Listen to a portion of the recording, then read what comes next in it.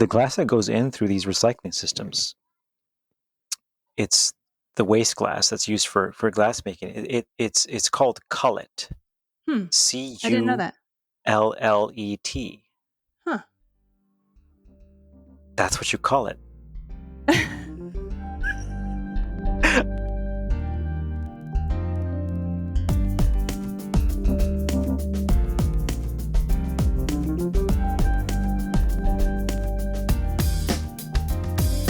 Hello and welcome to The Foretop. It's a roundtable discussion of today's hot button topics in the wine and food world. I am your host, Catherine Cole.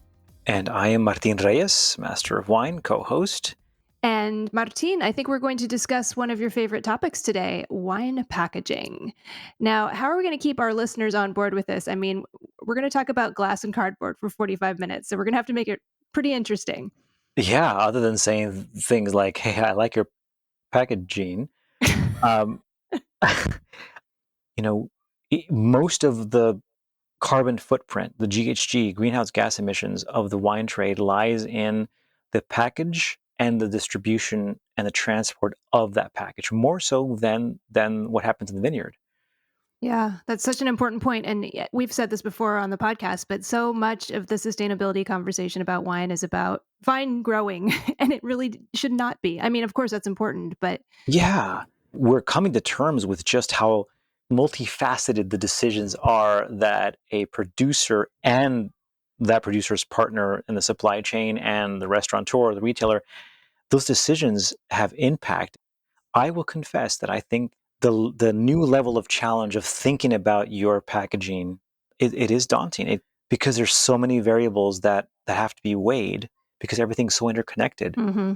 Well, I'm so glad we have two world-renowned experts on the subject to talk us through this. Yeah, our first guest, Melissa Saunders, she is a friend, but also a master of wine, and she wrote her thesis, her research paper on the subject of sustainable wine packaging.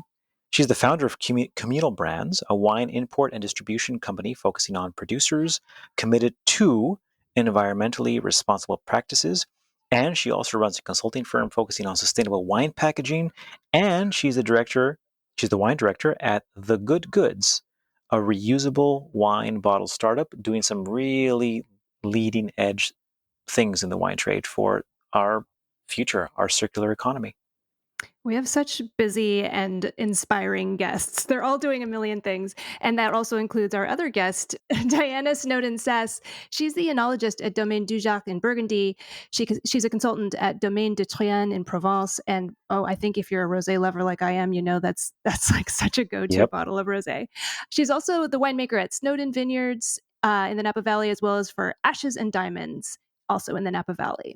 She is also a recognized authority on climate change as it relates to wine, and she holds a seat on Porto Protocol's Global Steering Committee.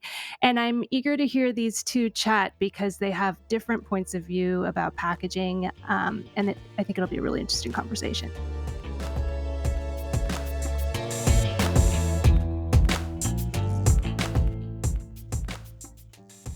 Well, these past couple of years, wineries worldwide have been delayed in getting their products to customers due to glass bottle shortages. Let me say that another way. Due to supply chain issues, the wine industry is fully freaking out about glass right now, which makes us all wonder why we are even still using glass bottles, a technology that's thousands of years old.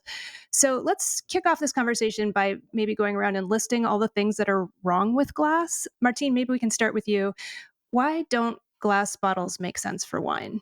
So let's get one thing straight, which we all recognize that there's many pros for glass, right? It is inert.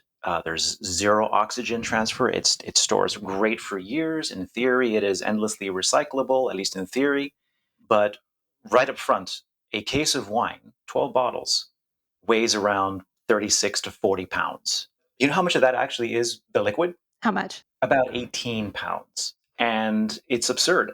And the heavier something is, the more the truck has to labor its way, and the train and the plane and all the pallets and the boats have to labor through the supply chain. We should be angry at this.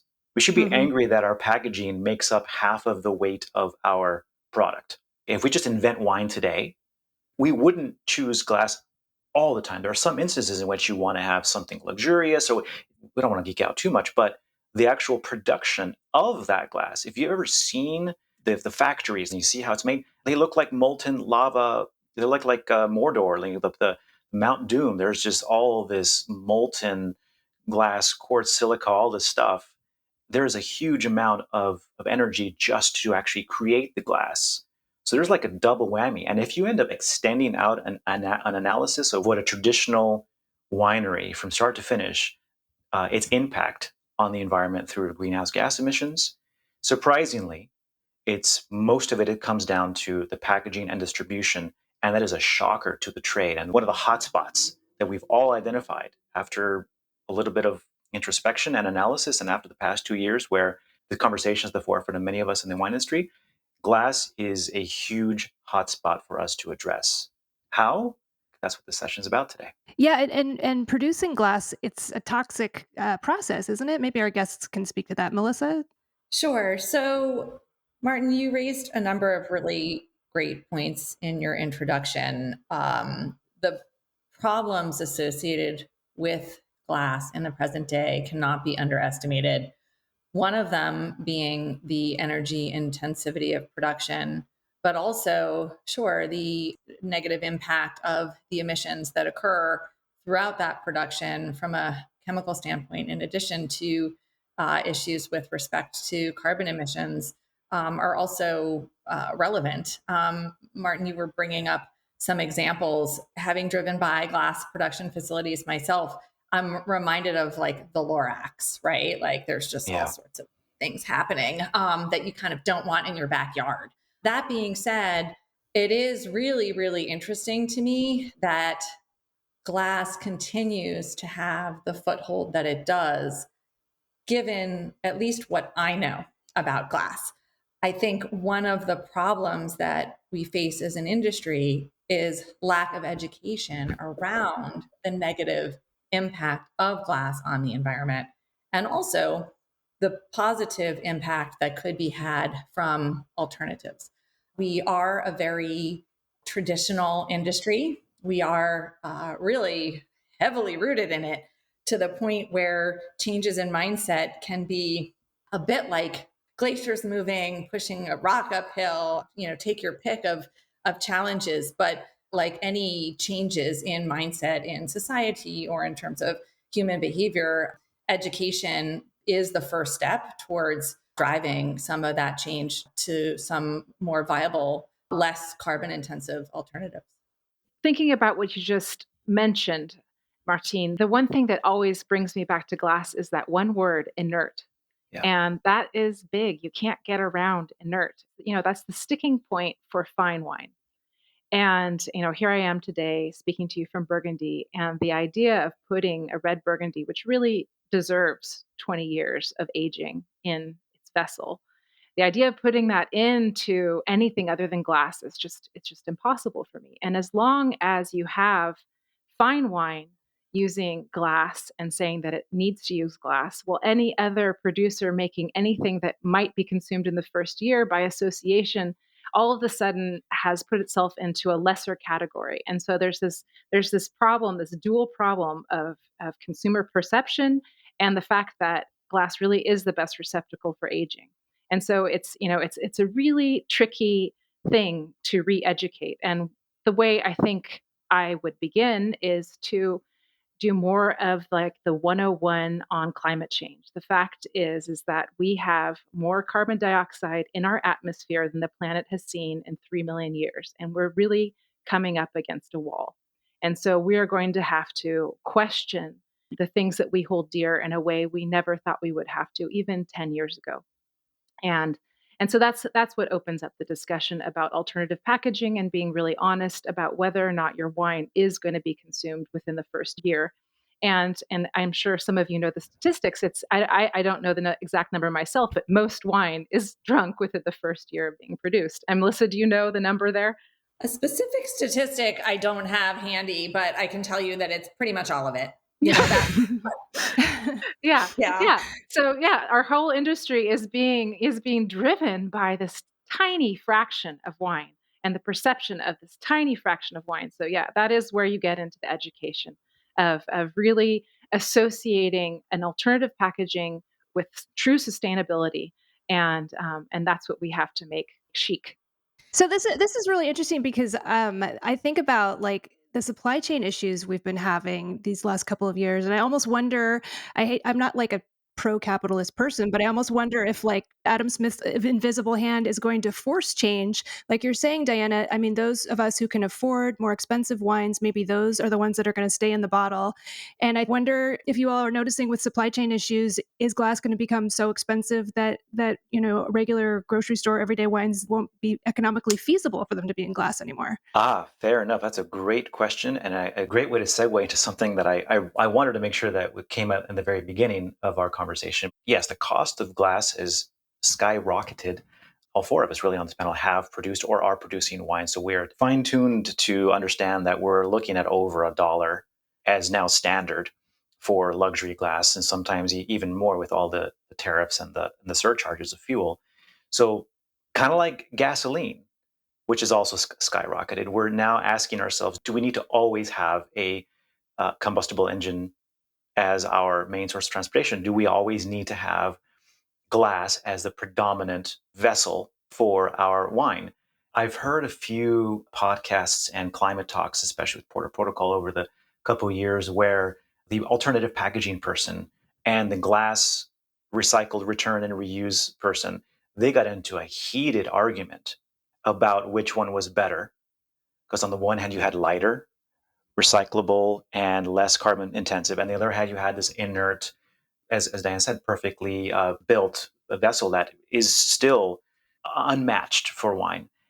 And I think that we must pause and say, wine isn't the same to everybody.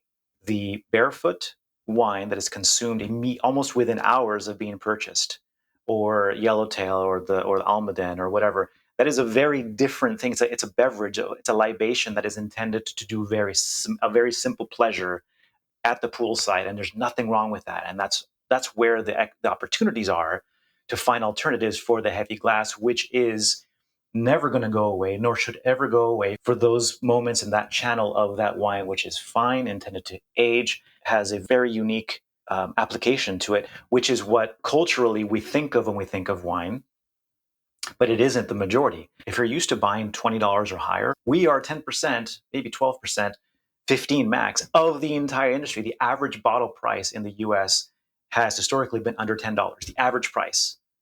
80% probably can use and can benefit from looking at alternatives that Melissa is well versed in. And the other 10% can and should be protected with the glass bottle, which is never going to go away, as those that Diana makes as well, a fantastic producer both in Burgundy and in Napa. You've triggered something in me. So Uh-oh. by bringing up yellowtail and barefoot, Yeah. you've hit a little bit of a nerve, because one of the challenges that I face as someone that's trying to produce what I would consider to be fine wine, albeit not, excruciatingly expensive, but fine nonetheless in terms of how it's farmed, by whom, how it's produced, smaller farmers, etc. Fine wine. The problem that I have using the barefoot and yellowtail analogy is that when I put these fine wines in bag and box, I have the challenge that there's an expectation that wine in bag and box is only cheap wine, and that it is only really suitable for the yellowtail barefoot style market. I'm putting that out there because what I'm trying to do is create acceptance and a market for wine in bag and box that is for that middle tier, for wines that, although might sit at less than $20 on a retail shelf for a 750 milliliter equivalent bottle, they're between that $15 and $20 range. They're not sub 10. And that's the majority of what most people consume. And if you're, I guess, a somewhat savvy consumer, you know that some of the best values, the highest quality, could be found in that zone. And there's no reason that wine that's in that sort of middle tier, should not be acceptable for the bag and box format. It's a myth that bag and box has to be cheap and crappy. That said, if more wine that was in the sub $10 range was in bag and box and people were more comfortable drinking that format, you could have real impact, because that's where the volume is. And at the end of the day, I really want impact. But I think that what's interesting to me is that in order to demystify this improper myth about this packaging type, you need to be putting wine in it that actually has credibility and educating about the fact that you shouldn't feel shame about it. It's so interesting. I admittedly have a ton of stuff shipped to me because of the convenience that it brings. If something comes to me and has a peanut in it, I'm like fucking done. I'm done. Those styrofoam peanuts, I mean, come on. Come on. Yes. You know, Yeah. it's like, really? But we're okay with glass. It's almost because of the poor state of the recycling industry in our country. It's almost as bad as a peanut. And we need to start feeling shame about that rather than feeling shame about the fact that we're squeezing wine out of a bag. I stand with you in solidarity. An incomplete answer that I gave, I was looking at, unfortunately, the two extremes. And you're absolutely right, Melissa. 100% agree with you with everything you said. Diana, do you want to add anything to that? Yeah, I mean, the whole conversation is really complicated and layered. I also make wine from Provence, Domaine de Triennes. All of the wines are under $20. They're over 10, under 20. And we use bag and box for the European market. Our bag and box supplier, and Melissa and I have talked about this, and she has a better supplier, and I should track down her supplier. But our supplier guarantees 2 months of a shelf life. So that's just not enough to get from Provence to the United States. So bag and box is just in Europe. We also use key kegs, and that has a longer shelf life. On the other hand, plastics are a whole nother conversation. They just simply aren't recyclable. And we're seeing a lot of news right now about the lawsuit that California is taking out against Exxon because of all of the marketing campaigns to make plastics look recyclable when in fact they just aren't, and they end up in the oceans. If we aren't done in by our carbon dioxide and greenhouse gas emissions, microplastics will be the end of humanity. You know, when you look at sustainability, you can't just look from the angle of greenhouse gas emissions, because then you're polluting essentially. You have to look into all of these very different criteria, from microplastics to use of water to exploiting minerals, and it's this, multi-dimensional equation that's really hard to nail down. Diana, can I back you up and ask you? You mentioned key kegs. What are those? So key kegs are single-use plastic kegs. And the advantage of a key keg is, once again, going back to the volume of liquid per receptacle, you're moving a lot of wine with very little weight in packaging. So that has a huge benefit in terms of your carbon emissions. On the other hand, it is a giant lump of plastic, and plastic is not recyclable. So it's like this trade-off. And we are using it because it does lower greenhouse gas emissions, and restaurants love it, and it's very convenient. But I feel torn about it because microplastics are a huge problem. And then we still are using bottles, and we're using the lightest bottles that you can find. They're, I think, 400 grams. And at 400 grams, a bottle is actually pretty cheap. So that's great. But let me tell you, when you show up to a party with a jarrow of rosé versus a bag and box and rosé, the reaction's not the same. And somehow we need to make that cool. And I am ready to, come rolling up with my bag and box, because there's a huge difference in terms of carbon emissions between a Jeroboam of glass and a bag and box, and it's the same 3 liters.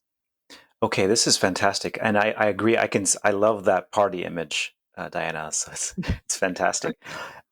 So Melissa, I wanted to expand a little bit about, since we're talking about bag and box. You've written extensively on this subject as well. In fact, your Master of Wine research paper touched on significantly the perceptions, right, of the retailers and the educators and the gatekeepers and the consumers around alternative packaging and their understanding of the impact on sustainability. in that. I mean, talk about nailing your academia to just jump right into the subject at the right perfect time. Can you talk a little bit about bag and box and some of the other formats we should know about? There's a lot to unpack here. Well, I'll start by saying that I have done extensive research on the topic, both market research with respect to trade perception of alternatives to glass, and also research with scientists on the environmental science behind the various packaging types and environmental impact. Oh my God, that's my cat. This is going to be a tough one. Okay. Your cat is It's welcome okay. to join. Okay, so I chose bag and box as my preferred format because it has the lowest carbon footprint, hands down. And we touched on some of the reasons for that. Number one being less packaging waste in general. So I work with 3 liters. It's the equivalent of 4 750 milliliter bottles of wine with one small unit, nice and compact. You eliminate 4 bottles of glass, the labels, the capsules, etc. 75% of it is recycled cardboard. So off the bat, you're starting with just like one tiny thing. You've stripped out a tremendous amount of waste. Second thing is the weight. About 40% less weight. My cases are 6 3-liter bag and box. That's the equivalent of 18 liters of wine or 2 cases of 9 liters, standard cases. 40% less weight right there. And then another reason that Diana was referring to is the volume. So I'm shipping a lot more volume in a lot less packaging, essentially. So I've chosen the format for that reason, knowing that I have this perception issue to change. Through my research, what I learned is probably what I didn't need to spend 2 years researching. And that is that, perception rules. Glass is king. I'm going to say king. It's so terrible, but it is like kind of that, good old boy network mindset that's, holds on to history and tradition in a way that I think is getting a bit stale. And I think that despite the fact that most of the folks that I interacted with on this topic have a real care for being as sustainable as possible and want to do the right thing, there's 2 things that are getting in the way of that. One is lack of education. Everyone thinks that recycling rules when it comes to being sustainable in terms of their behavior. And first of all, that's not entirely true. And I can get into that if you'd like, not to mention the fact that, roughly, 70% of what we think is being recycled is actually going to landfill. And then the other very large impediment is that there's this perception issue at the consumer level that gets in the way. So despite the fact that we're all members of the trade and essentially are making taste to the extent that we want to, we also are waiting for consumers to demand things before we're willing to sometimes take a step. And I'm not saying this in a negative way. We're business people. There's risk associated with it. I completely understand. But in the end, a lot of the trade is waiting for consumers to be like, I want premium wine and bag and box before they're willing to take some of those steps. And I just don't think that that's going to happen. I think it's our job as industry professionals that have the ability to influence consumers to actually make it acceptable. My job as a producer, as an importer distributor that is, influential on distribution channels, and also as a master of wine that has a responsibility in the industry, I feel like I'm going to put my money where my mouth is and just keep doing it and educating in my small way, probably improve my social media a little bit so I could be more effective and just, make it happen. So hopefully that answered your question. Yeah, and you're definitely a leader in the 3-liter space. So I appreciate that, all you've done. Oh, I also wanted to say, and Diana, I think that my bib discussion or bag and box or bib is overshadowing reusable glass. And I don't want it to. Single-use glass is the problem. If you reuse glass, it's the best. It's better. It's hands down the best option.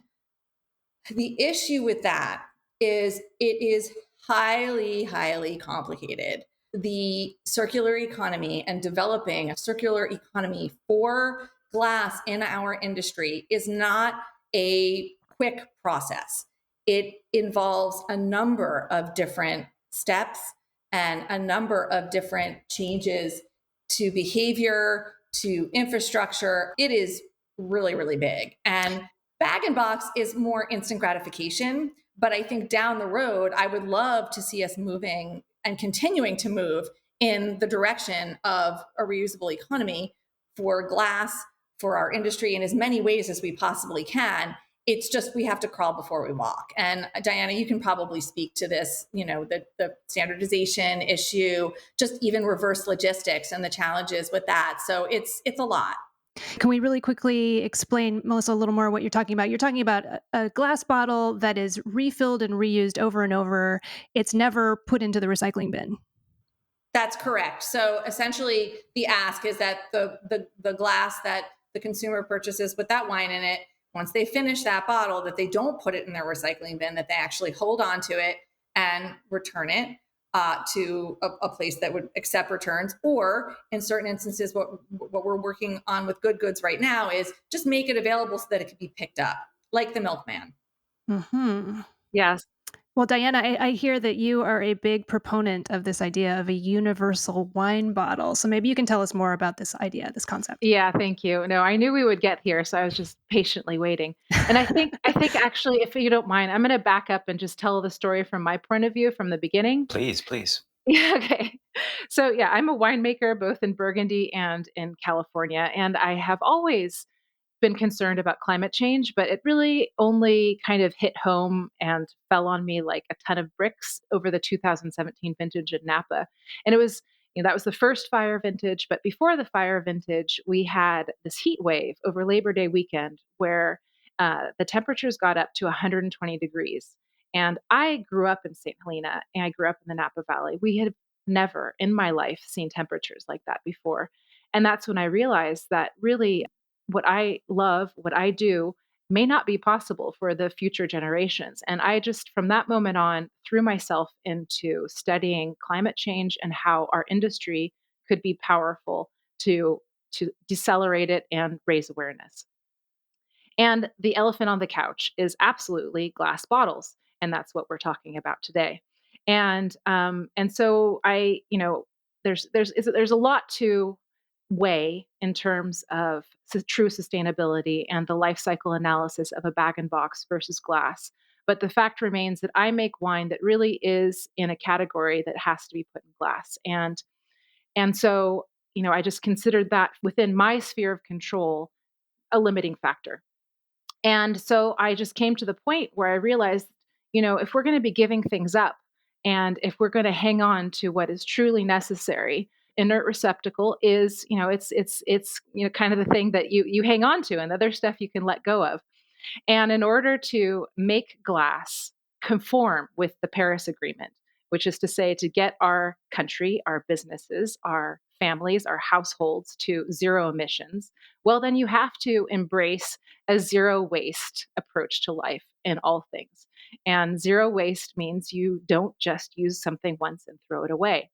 And we've spoken a little bit about recycling. The fact is, recycling is a bit better because you're not completely losing that material. And the fact is that the world is running out of sand necessary to make glass, and that's another subject that people forget about.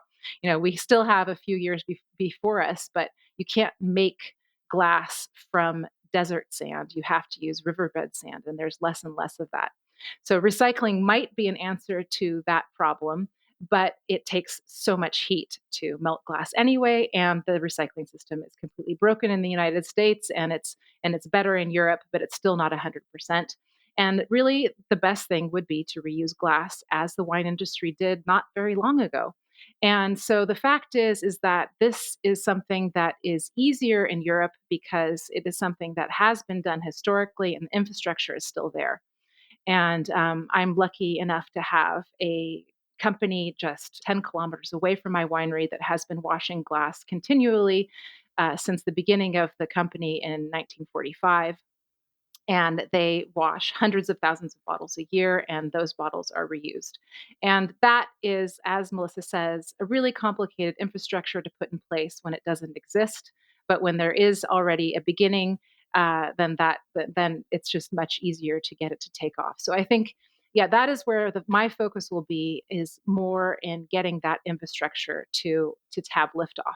And what will be necessary is not having, thousands of different bottle shapes, because the problem is that in order to put it on a bottling line, you have to have a really standardized bottle height.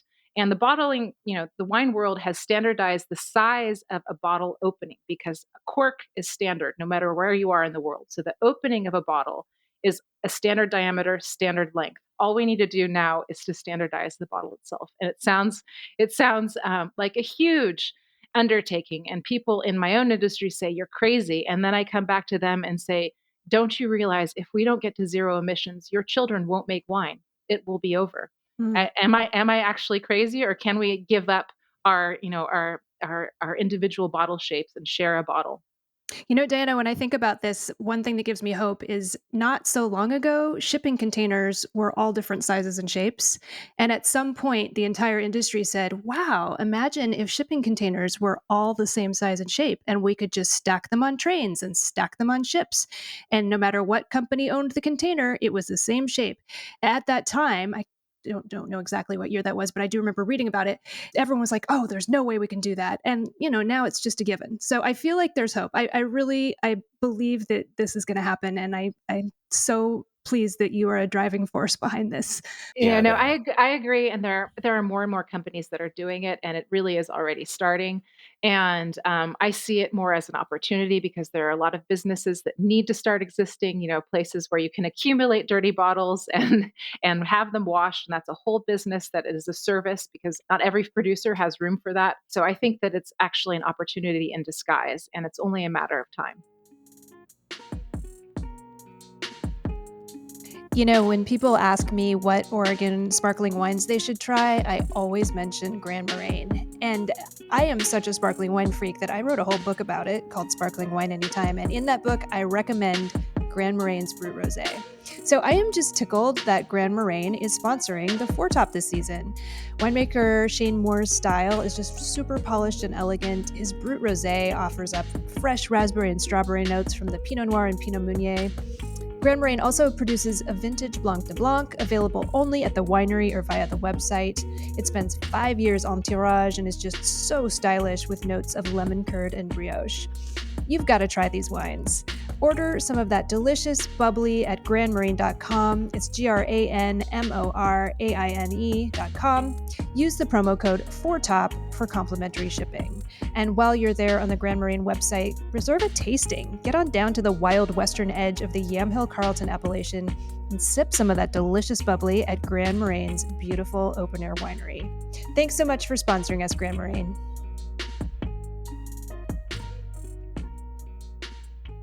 There's always going to be a segment of the wine industry that's not going to change. It doesn't have any incentive. It doesn't have any belief, no sense of urgency, or politically or otherwise, right? And then there's going to be that subset that says, yes, Melissa is doing something brave. Diana is doing something brave. I want to join in that bravery. I want to either invest in the circular economy, circular wine economy, which right now is doesn't exist, but it is going to exist. And the scale and the speed at which is going to exist really depends on the brave people or brave companies, or brave producers, or brave iconoclasts. And I have to jump in and say critics, Jancis Robinson is Yeah. including bottle weight in her reviews. And I hope that other critics take up this practice as well.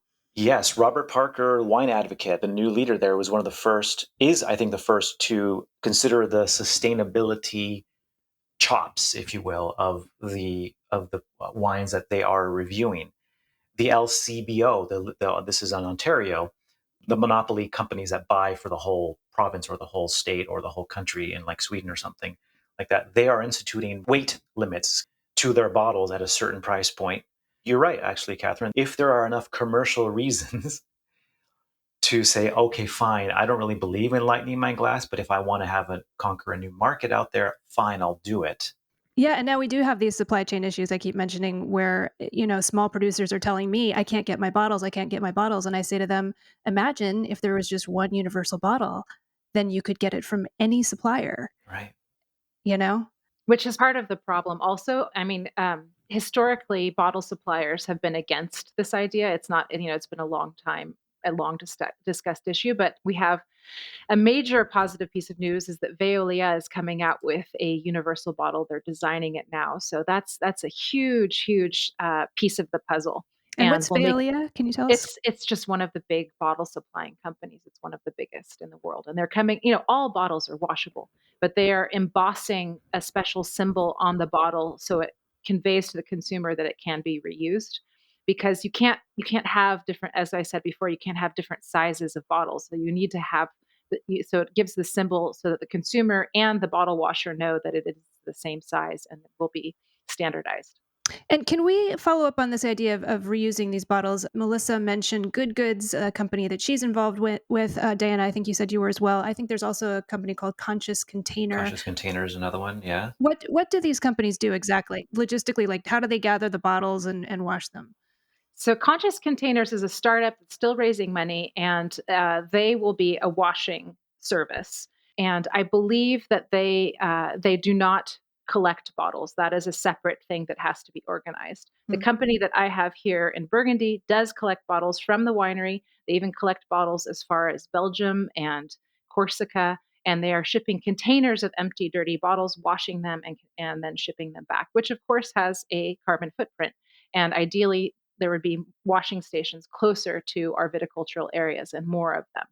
And you can also buy a small bottle washer, and there are companies that are doing that as well. And you can do it with your direct to consumer program where there's a bottle return part of that also. And that is, I believe, what Good Goods is now doing right now. So maybe Melissa, you could tell us about Good Goods.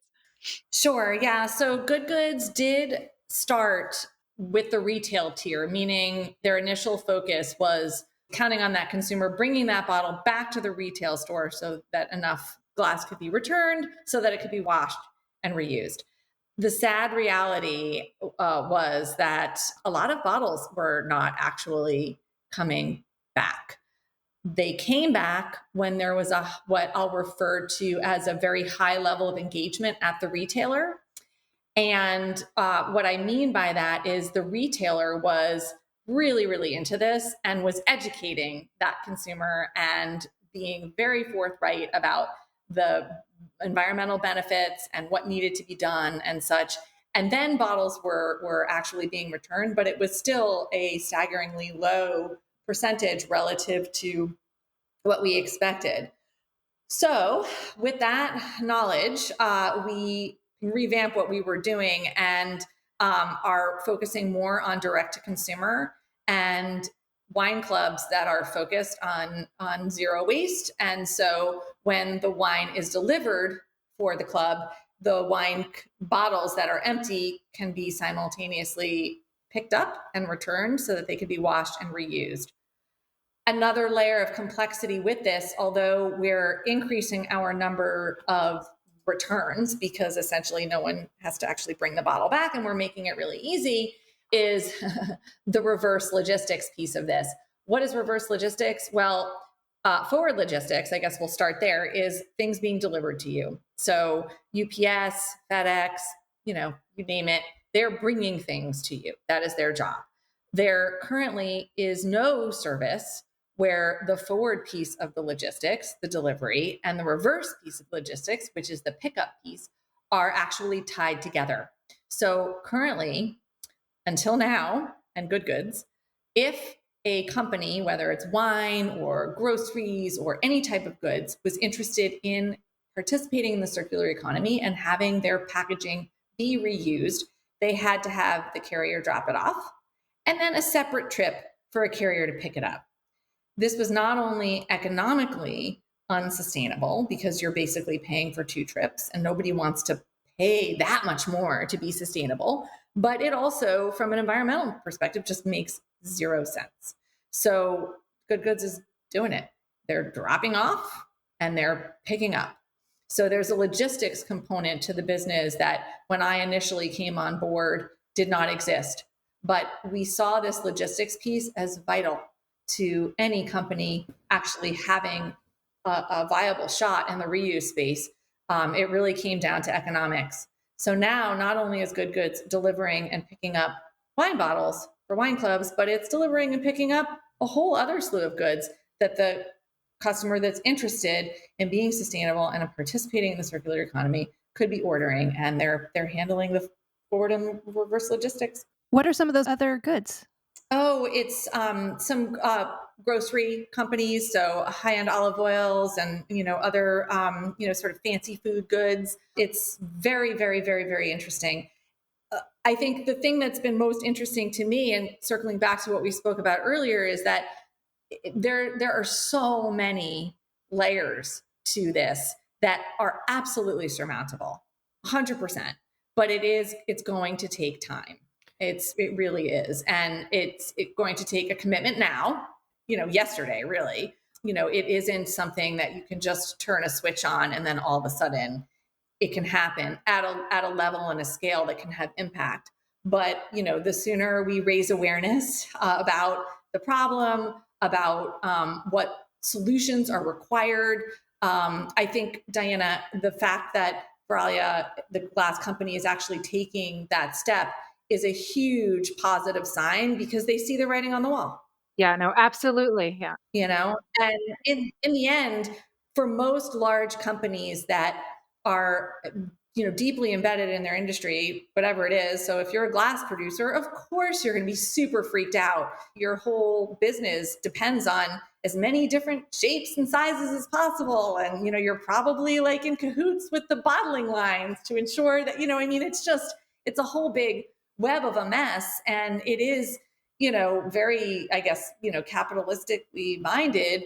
But I think what's interesting to me is that hopefully with education, even the glass producers that have historically relied on a particular way of operating will see that there could be a new way of operating that can be absolutely just as economically fruitful for them. And I often think, well, if I was a glass producer and I saw that, and I relied on variety of glass in the past so that I could make as much money, but now I'm seeing that the economy is going to be shoved in the direction of reuse.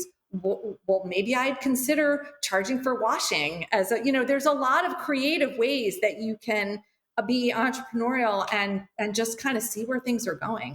I think that's exactly where that industry will go, Melissa. I think that bottle salespeople will also start washing. I mean, I think it just goes hand in hand if you're offering a reusable bottle.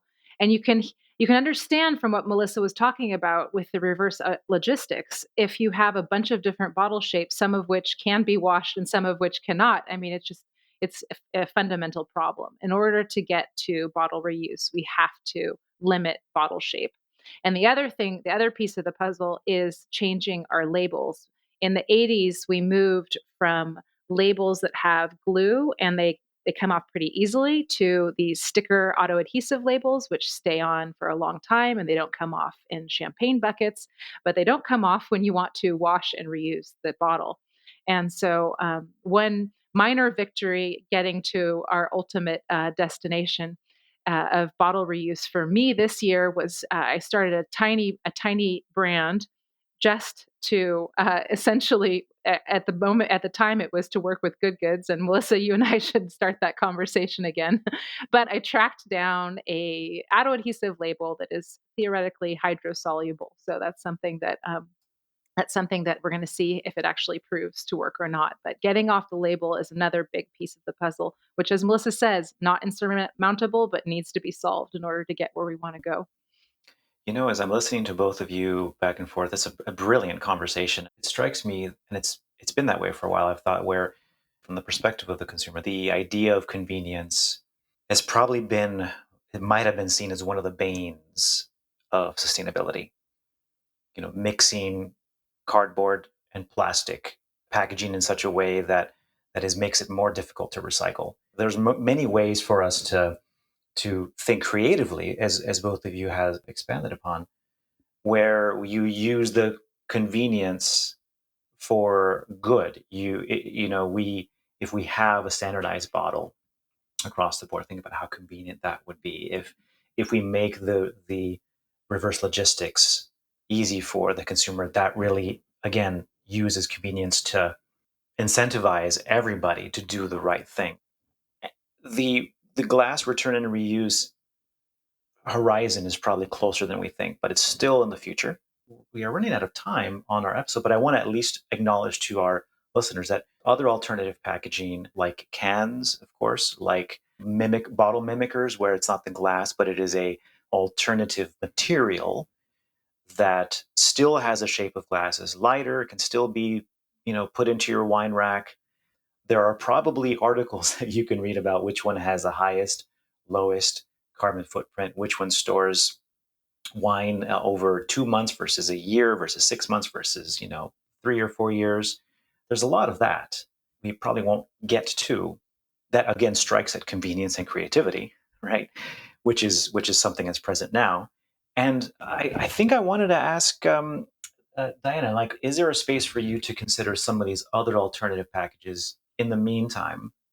Yeah, for sure. I mean, I've looked into some alternative bottles for the wine, the wine that is our kind of everyday Napa Cab wine. And I was definitely keeping in mind a true life cycle analysis. As I mentioned before, I'm really against plastic, and the word inert is so loaded. I think it's important to actually take the time to explain the implications of being inert. The problem with plastic is not just because reacts with the wine and is not inert with the wine, but when it gets into our ecosystems, it's a sticky molecule that picks up all of the terrible chemicals that are coming off of big ag, breaks into tiny little particles, gets into our bodies, and completely messes with our endocrine system. And it very likely is going to it's causing us, as not just us, but lots of animals, to have hormonal imbalances that are making us sterile. So it's really not nothing. And I hate to like throw these things out. I'm the biggest bum out at a party. But part of this work is actually opening your eyes and your heart to where we are as a planet. It's really hard. It's really painful. It's really deeply upsetting. But I really wanted to take the time to bring that side of the conversation to light because plastic is terrible. And along with refined sugar and a lot of things that humanity has created, it very might well be our demise. So I have eliminated plastic from the things that I would want to do with any of my wines. So I am still very interested in cakes, and I kind of went down that rabbit hole and generating a growler program. Growler programs are when the consumer brings their own refillable glass recipient to a store and has it filled on site. And I should say Charles Beeler Gotham Project has done so much on the return and reuse programs in wine, and he is a friend of mine, and he shared his hard-earned experience with growlers, which is that when it ends up in the hands of a store, that bottle is not being sparged with inert gas, which is something you have to do before you fill a recipient. And that means that it has a shelf life of like a week. And so without that added step, and that added step just feels like too much, your wine in 1 week is all of a sudden not what it should be. And that's a real problem. So I have put a pause on the growler idea. And the other thing I've looked into is some of these bottles and you can see some of the startups on the Porto Protocol website, but these bottles made out of quote unquote biodegradable plant materials. They just aren't obtainable yet. They aren't available on the market. I have really tried to hunt them down and they aren't available. So that's where I am for Snowden. For Domaine Dujac, honestly, and I'm just going to be honest, I'm always going to use glass, but I am going to push hard with everything I have to wash that glass. Diana, I just want to say one quick thing, and I am by no means a scientist, and I am by no means an advocate for plastic, but I appreciate everything that you said about the negative impact of plastic. I do want to make it clear, though, that not all plastics are created equal. It's a highly complex topic that we don't have time for today, but there is a spectrum. The plastic bag in bag and box is often something that I'm criticized about. And I think that I'm not going to argue it's plastic. It's not recyclable because we don't recycle flexible plastic in the US. And the fact that it has the tap on it as well, and it has two different types of material makes it even more complicated. However, from an environmental standpoint, which would include environmental impact, but also I would like to think health of the planet. Everything needs to be looked at holistically and on balance. And it's not as evil as people think. That's my scientific answer.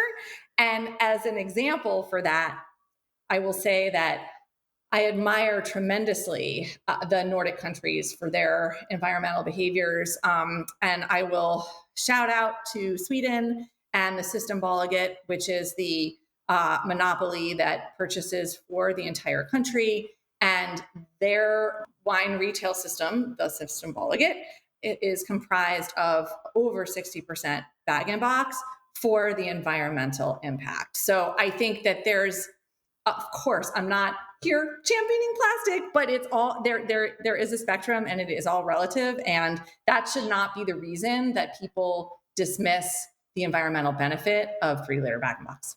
So I just want to. Yeah, no, I agree, Melissa. I completely feel you. The fact is, our existence is just, it can't be, we always leave an imprint. There's just no way to get away from it completely. And we have to work with what we have right now.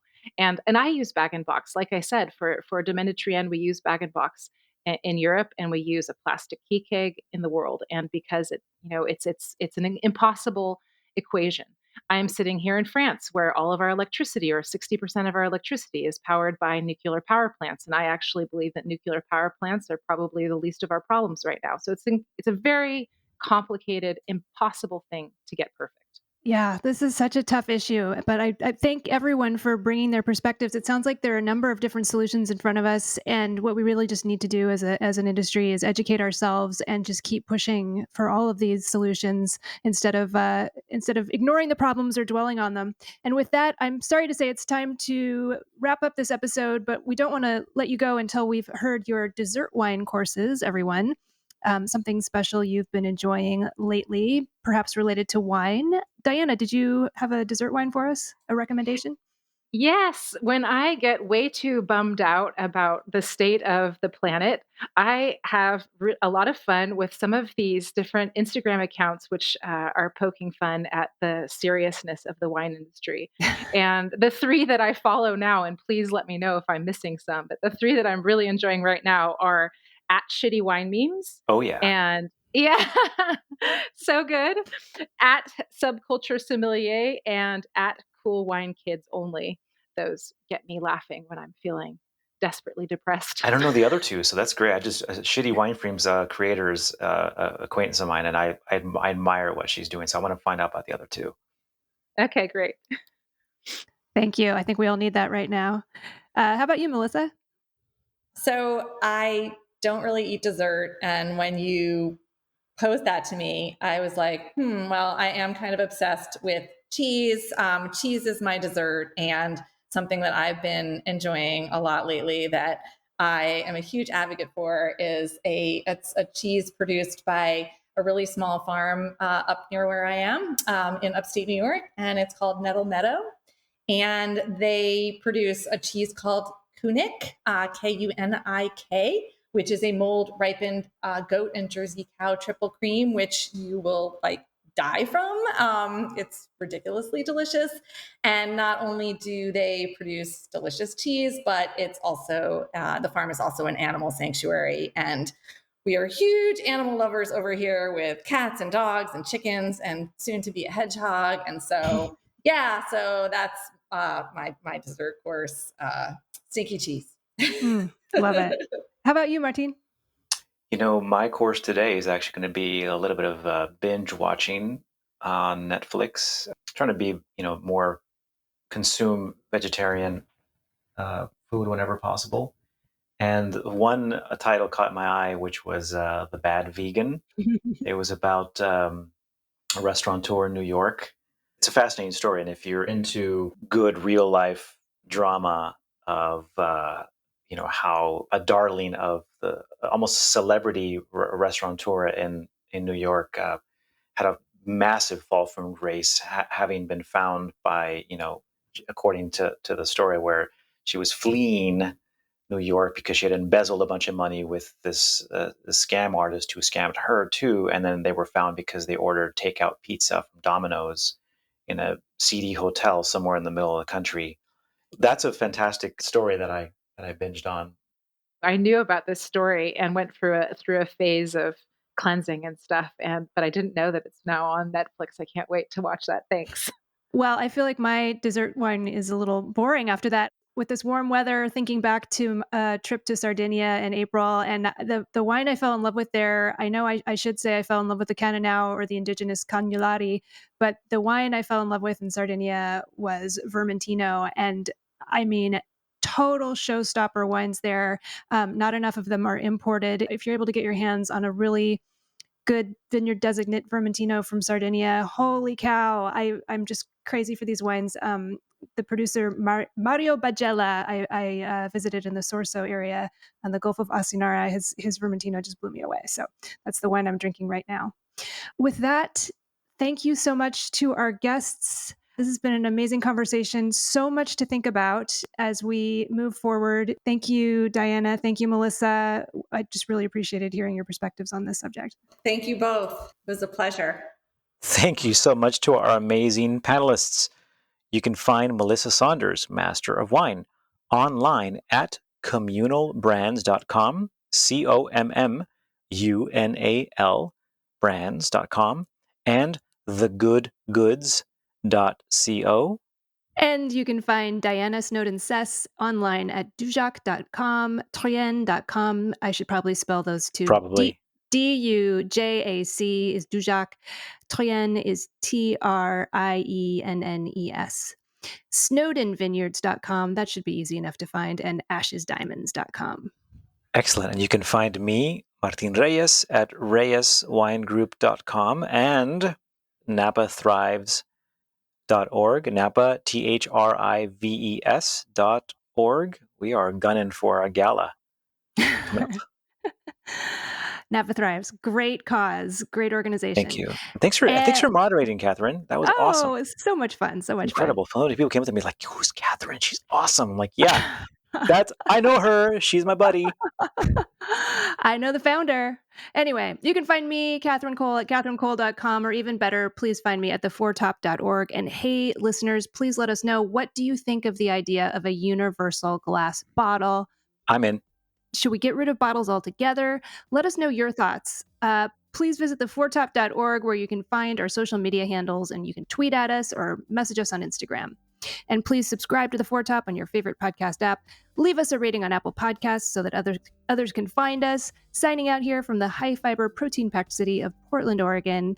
And Martin, where are you? I always sign out for myself. Where are you? It's okay. I've been waiting for this moment my whole life. I'm on stage of the sign out. This is my big moment. Yeah, where are Signing out from the small seaside village adjacent to Vallejo, halfway between Napa and San Francisco, probably also protein-packed village of Benicia, California. Well, thanks for that. And thanks, everyone, for listening. Bye-bye.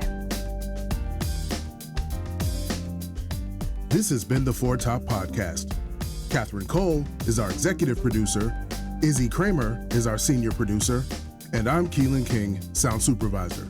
We are also assisted by audio editor, Michelle Richards, our production assistant, Rachel Grossman, creative assistant, Lex Rule, and editorial assistant, Nick Toole. Please visit our website, theforetop.org, to learn more about us, listen to back episodes, reach out to us on social media, and purchase books written by our amazing panelists. And if you have not already subscribed to The Foretop on iTunes or Spotify, please do so and leave us a rating. Stay safe out there, and thanks for listening.